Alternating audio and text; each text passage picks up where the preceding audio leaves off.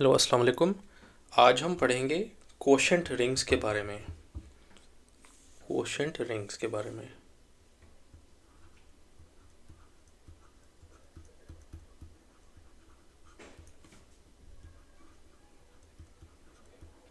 ठीक।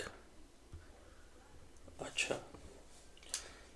पहले हम देखते हैं कि कोशेंट रिंग्स होती क्या हैं, लेकिन उससे पहले हम कुछ चीज़ें डिस्क्राइब करेंगे। और ये जो चीज़ें हैं ये काफ़ी सिमिलर हैं। हमने जो ग्रुप्स के बारे में पढ़ी थी, कोशेंट ग्रुप्स के बारे में, वही वाले कॉन्सेप्ट जो हैं वो हम इधर भी इस्तेमाल करेंगे। पहली चीज़ है कोसेट।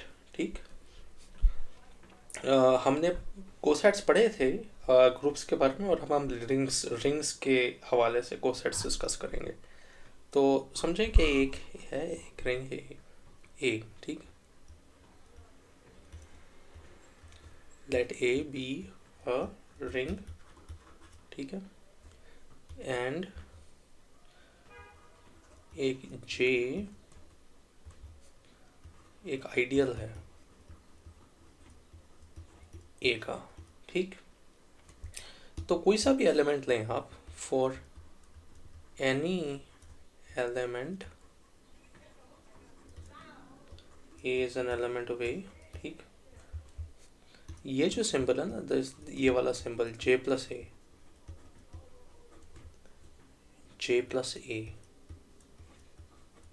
ठीक है।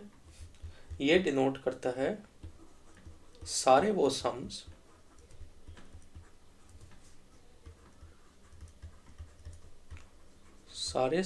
वो सम्स जे+a।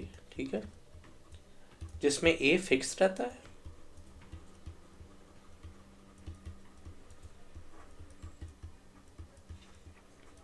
और जे जो है वो पूरे आइडियल के ऊपर रेंज करता है। आइडियल जे के ऊपर रेंज करता है। ये मैं इसे इस तरह भी लिख सकता हूँ, जे+a जो है वो इक्वल है जे+a के बराबर। जहाँ जे फिक्स रहेगा, जहाँ ए फिक्स रहेगा, लेकिन जो जे है वो रेंज करेगा पूरे आइडियल के ऊपर। और फिर हम इसे बोलते हैं जे+a। ये है कोसेट ऑफ जे इन ए। ठीक। अच्छा, अब एक बात नोटिस करें इंटरेस्टिंग, कि आप मल्टीप्लिकेशन को थोड़ी देर के लिए इग्नोर करें, तो आप ये देखें कि ये वाले कोसेट्स जो हैं, क्योंकि क्योंकि सिर्फ एडिशन के साथ एक रिंग एक एबिलियन ग्रुप होता है, और एक आइडियल एक सब ग्रुप होता है उस ग्रुप का। तो ये जो कोसेट्स हैं सब ग्रुप जे वाले, ये अगर हम इन्हें इन्हें अगर इनकी नोटेशन एडिशन हो, तो ये एग्जैक्टली कोसेट्स है ना सब ग्रुप जे के ग्रुप ए में। यानी अगर हम ये भूल जाएं थोड़ी देर के लिए कि ये जो है ये कोसेट्स एक आइडियल के हैं एक रिंग में, तो हम सिर्फ एडिशन को देखें, तो आप ये हम इसे ये भी समझ सकते हैं ना कि ये कोसेट्स एक सब ग्रुप जे के हैं एक ग्रुप ए में। तो लेकिन एडिटिव नोटेशन के साथ, तो ये इस इम्पोर्टेंट प्रॉपर्टी को ख्याल में रख के हम देखेंगे कि ये जो हमने कुछ कंडीशंस प्रूव की थी पहले ग्रुप्स के बारे में, वो इधर भी ट्रू रहती हैं। और वो कंडीशंस क्या हैं? पहली कंडीशन ये है 1, कि अगर ए जो है कोई भी एलिमेंट वो जे+b में है, तो इसका मतलब है इफ़ एंड ओनली इफ जे+a जो है वो है इक्वल जे+b के। यानी अगर एक एलिमेंट ए जो है वो इस कोसेट में है जे+p में, तो जे+a जो कोसेट है वो जे+b के बराबर है। दूसरा, अगर जे+a कोसेट जो है वो जे+b के बराबर है, तो फिर इफ़ एंड ओनली इफ, यानी दोनों साइड्स पे ट्रू है, a-b जो है वो इस आइडियल का हिस्सा है जे का। और तीसरी बात, अगर जे+a जो है जे+a वो इक्वल टू जे है, ये सिर्फ तब होता है अगर इफ एंड ओनली इफ ए एक जे का एलिमेंट होगा, तब ये जे प्लस ए इक्वल्स जे होगा। ठीक, इसके अलावा हम जो है ये भी देख सकते हैं कि इन कोसेट्स को ऐड और मल्टीप्लाई करने के भी डेफिनेशंस हम बना सकते हैं। For example J plus A plus J plus B को ऐड करके हम इसे डिफाइन कर रहे हैं कि ये है जे प्लस ए प्लस बी के बराबर, और जे plus A times J plus B को हम डिफाइन कर रहे हैं, ये है जे प्लस ए बी के बराबर। ओके,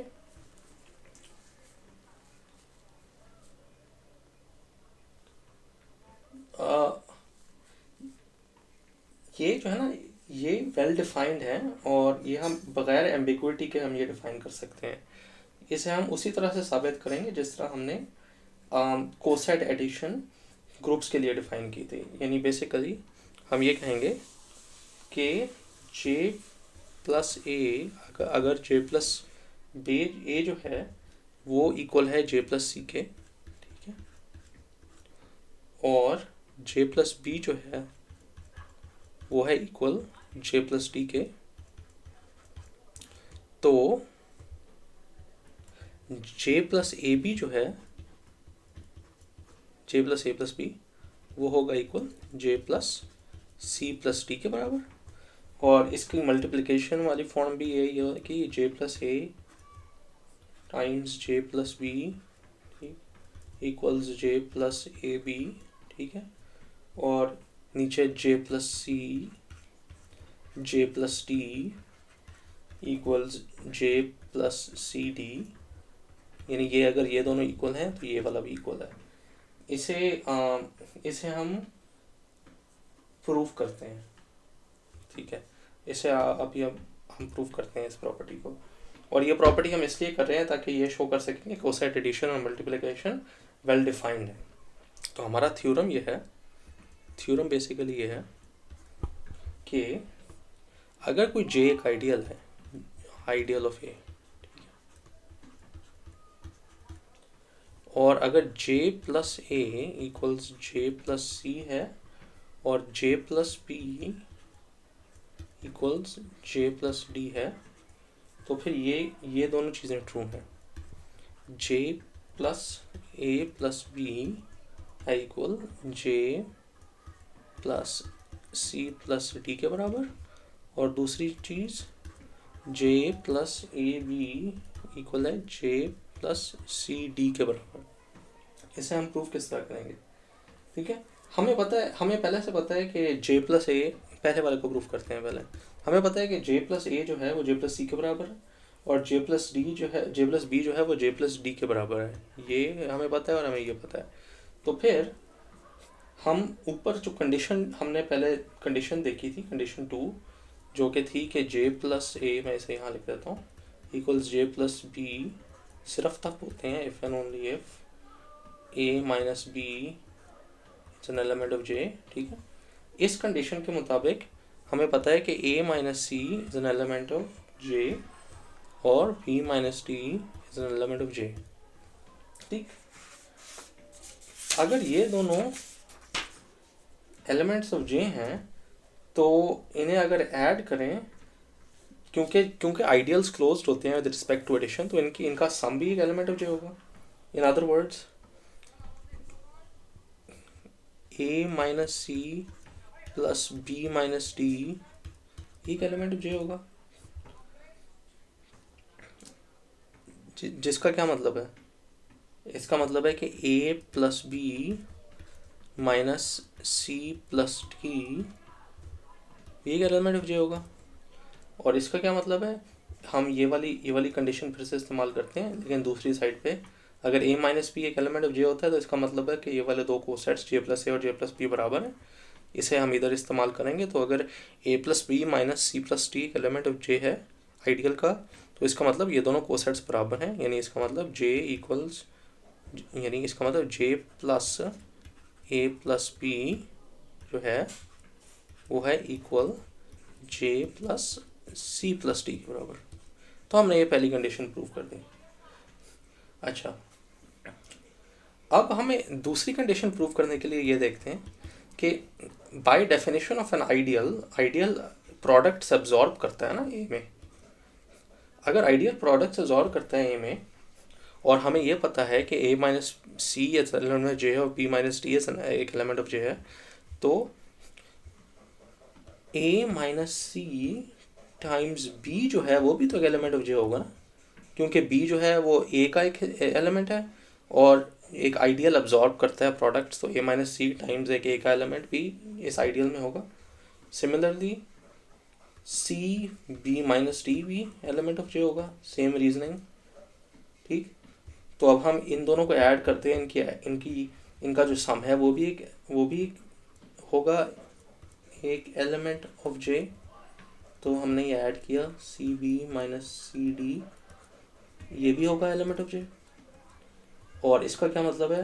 इसका मतलब है कि A B minus C D भी एक होगा एलिमेंट ऑफ जे। और इसका क्या मतलब है? कंडीशन 2 के हिसाब से इसका मतलब है कि J plus A B equal है जे प्लस सी डी के बराबर। तो हमने कंडीशन 2 भी प्रूव कर ली। अच्छा, आगे चलते हैं।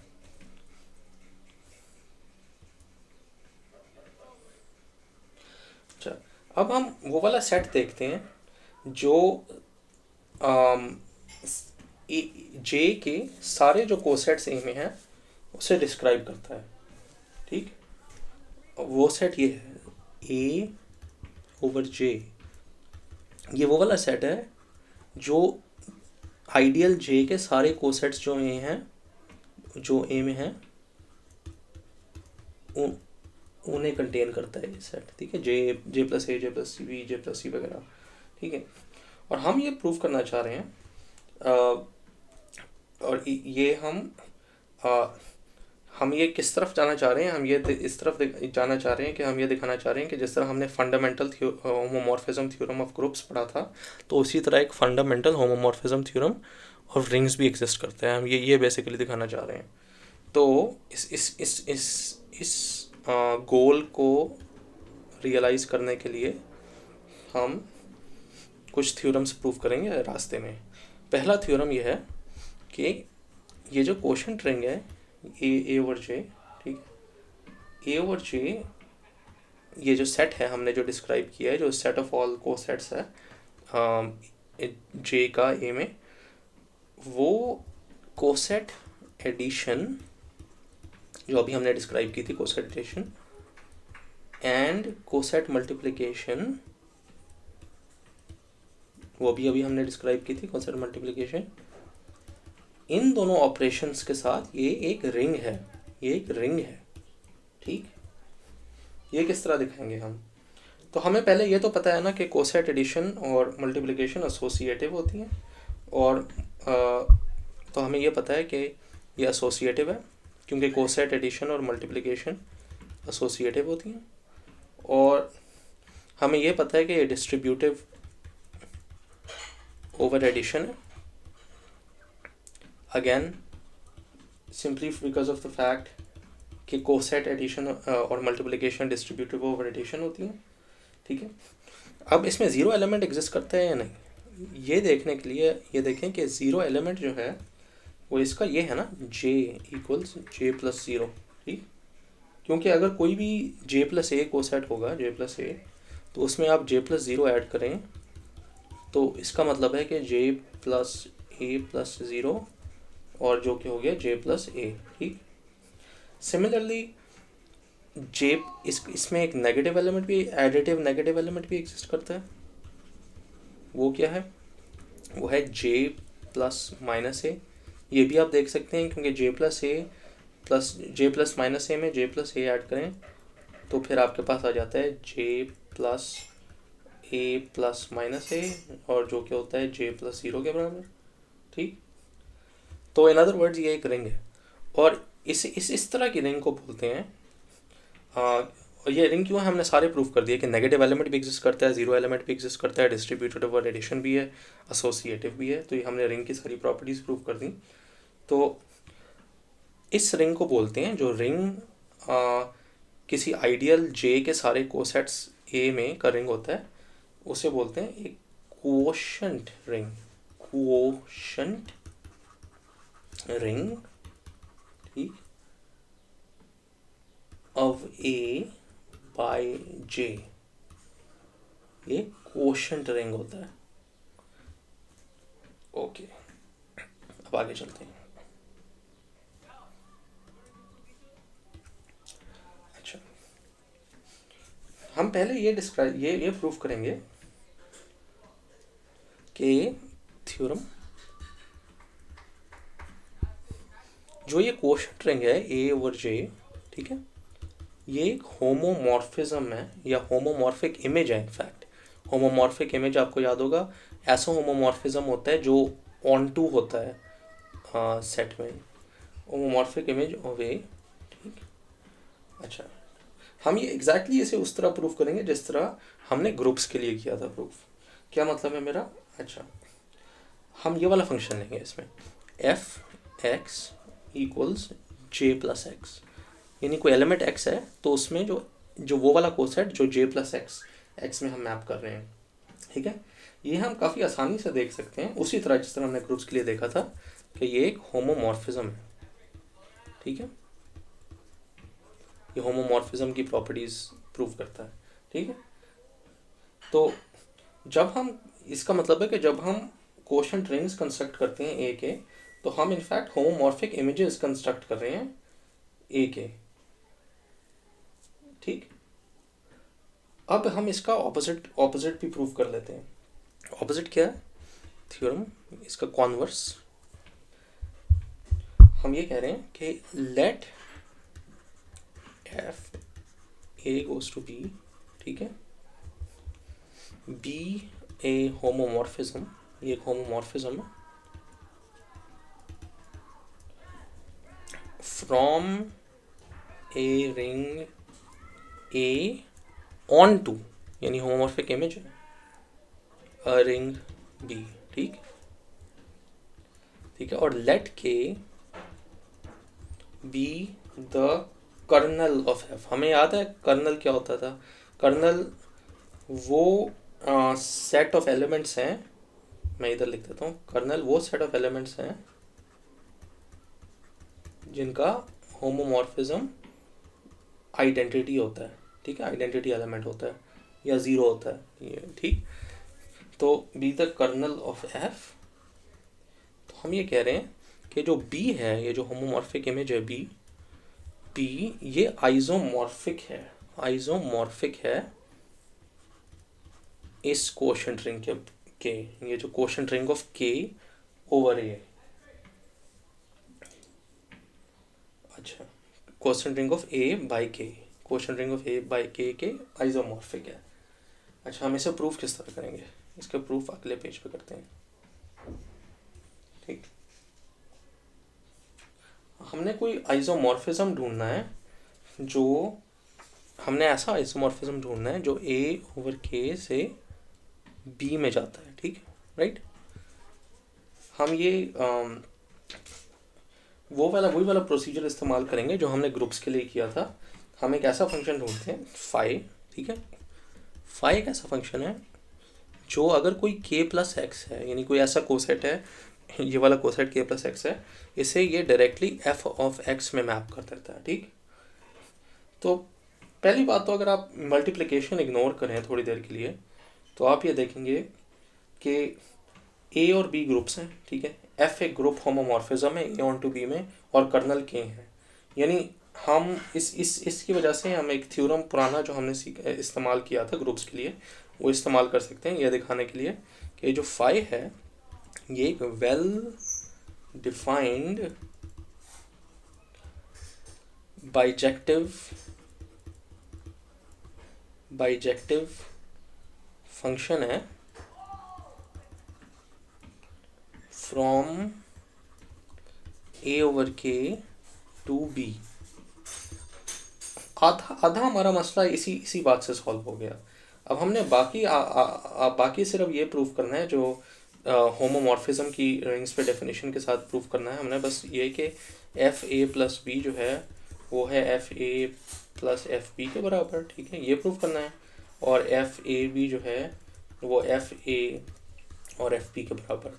ये तो चीज़ें आखिरी हम प्रूफ कर देंगे। तो और हमें पहले से पता है कि एक वेल डिफाइंड बाइजेक्टिव फंक्शन है, तो हम ये साबित कर देंगे कि आइसोमॉर्फिज्म है। इसे प्रूफ करना काफ़ी आसान है। ये इस तरह प्रूफ किया जा सकता है, देखें मैं अभी डिराइव कर रहा हूँ।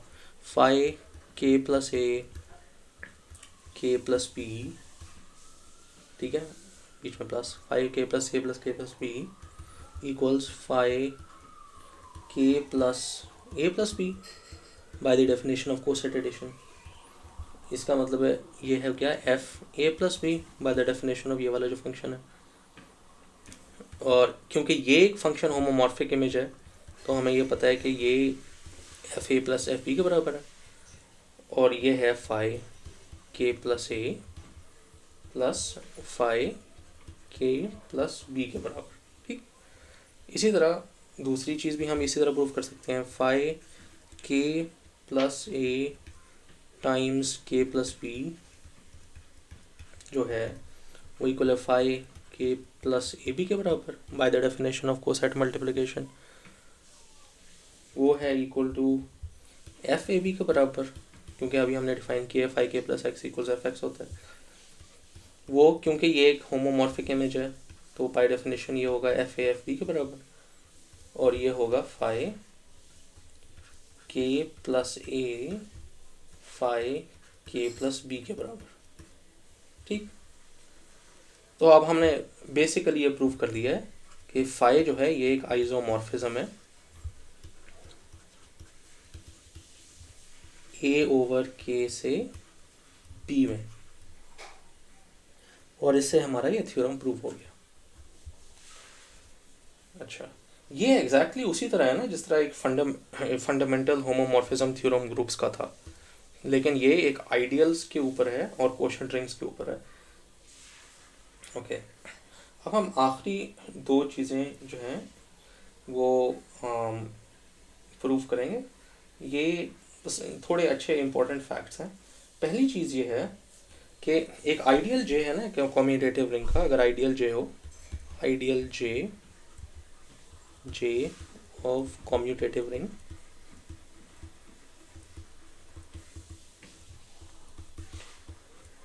इसे हम प्राइम आइडियल बोलते हैं। प्राइम आइडियल अगर ये स्टेटमेंट ट्रू होती है कि अगर ए बी इस आइडियल जे का हिस्सा है, देन या ए इस आइडियल जे का हिस्सा है या फिर बी इस आइडियल जे का हिस्सा है। तो ये एक आगे ये एक छोटा सा थ्योरम है, ये से मैं प्रूव नहीं करूँगा, बस बताता चलूँगा कि अगर कोई जे एक प्राइम आइडियल है ना एक कम्यूटेटिव रिंग का विद यूनिटी ए का, तो जो अगर ये एक जे एक प्राइम आइडियल है किसी ए का जो एक कम्यूटेटिव रिंग विद यूनिटी है, तो ए ओवर जे जो इंटीग्रल जो ये ए ओवर जे है ना जो कोशेंट रिंग है, ये वाला जो quotient ring of A by J है, ये एक इंटीग्रल डोमेन है, ठीक है। हमने पहले यह साबित किया था कि हर A over J with coset addition और मल्टीप्लिकेशन एक रिंग होता है, लेकिन हम ये कह रहे हैं अब कि अगर ये जे प्राइम आइडियल हो और ए एक कम्यूटेटिव रिंग विद यूनिटी हो, तो ये ए ओवर जे सिर्फ एक रिंग नहीं होगा, ये एक इंटीग्रल डोमेन होगा। और आपको याद है कि इंटीग्रल डोमेन एक ऐसी कम्यूटेटिव रिंग होती है जो कैंसलेशन प्रॉपर्टी फॉलो करती है, ठीक।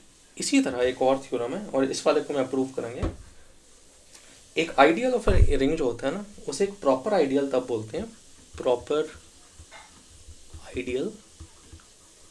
उसे प्रॉपर आइडियल तब बोलते हैं जब it is not equal to the whole ring, not equal to the whole ring, ठीक।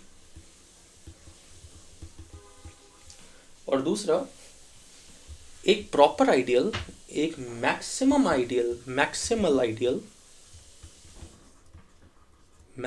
आइडियल तब होता है जब कोई ऐसा एग्जिस्ट ना करे, there exists no proper ideal K of A, ठीक है, सच दैट जे जो है, सॉरी, जे के का सबसेट हो, ठीक है, और जे के बराबर ना हो। इसका मतलब बेसिकली कहने का यह मतलब है कि जे जो है वो जे एक कंटेंड नहीं है एक प्रॉपर आइडियल में जो उससे बड़ा है, यानी जे सबसे बड़ा प्रॉपर आइडियल है एक रिंग का, ठीक, ये तो वो होगा मैक्सिमल आइडियल। तो अब जो जो आगे इम्पोर्टेंट थ्योरम है वो ये है कि अगर ए एक कॉम्यूटेटिव रिंग विद यूनिटी है, A is a commutative ring with unity, ठीक, तो J is a maximal ideal of A if and only if IFF, ये जो quotient ring of J by A है, A over J, ये एक field है। Field हमने याद करें, फील्ड एक ऐसी रिंग होती है जो जिसके सारे मल्टीप्लिकेटिव एलिमेंट्स जो नॉन ज़ीरो वो इन्वर्टिबल होते हैं, ठीक। अब इसे हम प्रूफ करेंगे, ये थ्योरम है प्रूफ। अच्छा, समझे, जे एक मैक्सिमल आइडियल है ए का, राइट। तो पहले हम ये देख सकते हैं, ये आसान है प्रूफ करना, कि अगर a commutative ring with unity है तो ए ओवर जे भी एक कॉम्यूटेटिव रिंग विद यूनिटी होगी।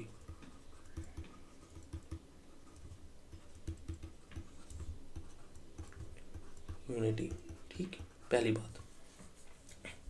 दूसरी बात, राइट, हम ये देख सकते हैं कि जो इसमें जो यूनिटी है जो कॉम्यूटेटिव रिंग हम यूनिटी बोल रहे हैं, यूनिटी है J+1, ये वाला कोसेट, ये कोसेट्स की रिंग है ना ये ओवर जे, इसमें जो यूनिटी है वो ये है J+1, ये वाला कोसेट, ठीक।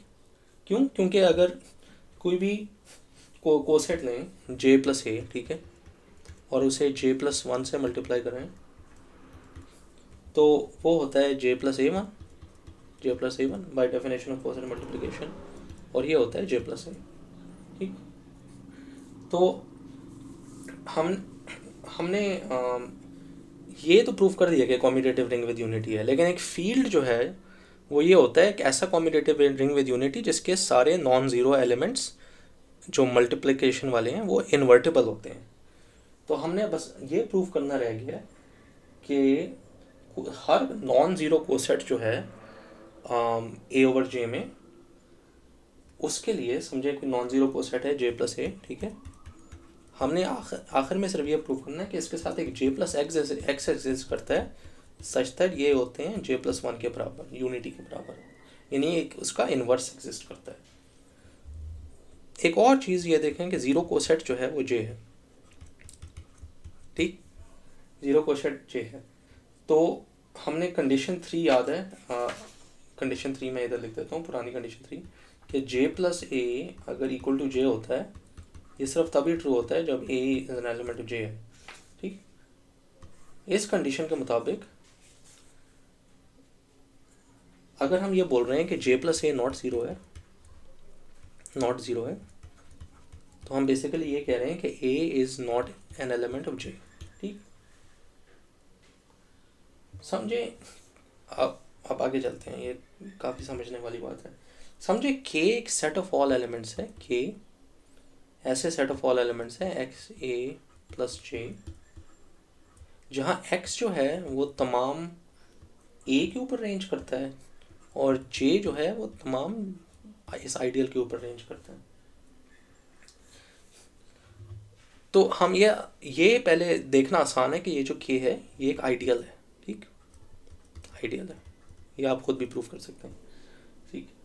अगर के आइडियल है तो, और दूसरा हमने ये पता है कि के में ये वाला एलिमेंट एग्जिस्ट करता है, ए इक्वल्स 1a + 0, ठीक, ये वाला एलिमेंट एग्जिस्ट करता है क्योंकि 0 जे में है और 1 ए में है, तो 1a + 0 जो है वो एग्जिस्ट करता है। और के में हर जे का एलिमेंट भी एग्जिस्ट करता है, क्योंकि कोई भी जे का एलिमेंट लें, जे, ठीक है, वो इस तरह लिखा जा सकता है। तो जे में सारे आइडियल जे के भी एलिमेंट एग्जिस्ट करते हैं। यानी इसका क्या मतलब है कि के इज एन आइडियल, ठीक है,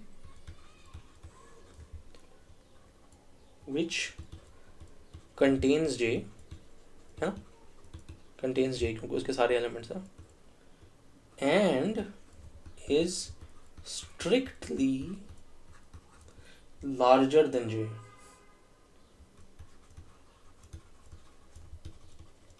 स्ट्रिक्टली लार्जर क्यों है? क्योंकि याद करें हमने बोला था कि के जो है वो ए कंटेन करता है, और हमने पहले सब शो किया था कि ए जो है वो जे का एलिमेंट नहीं है अगर वो एक नॉन ज़ीरो है ना। तो इसका मतलब है कि ये ए जे के बाहर है और के में सारे जे भी हैं और के में ए भी है, तो के इज स्ट्रिक्टली लार्जर देन जे। लेकिन अभी हमने देखा था कि जे तो मैक्सिमल आइडियल है, ठीक। तो मैक्सिमल आइडियल से लार्जर आइडियल सिर्फ एक ही होता है ना, और वो होता है रिंग ए, ठीक। यानी इसका मतलब है के है इक्वल टू ए के, जो ओरिजिनल रिंग थी। तो अगर के इक्वल ए है तो हमें पता है कि 1 एक एलिमेंट है के का, और इसका मतलब है 1 जो है वो एक्स ए प्लस जे किसी भी एक्स के लिए होगा, यानी हर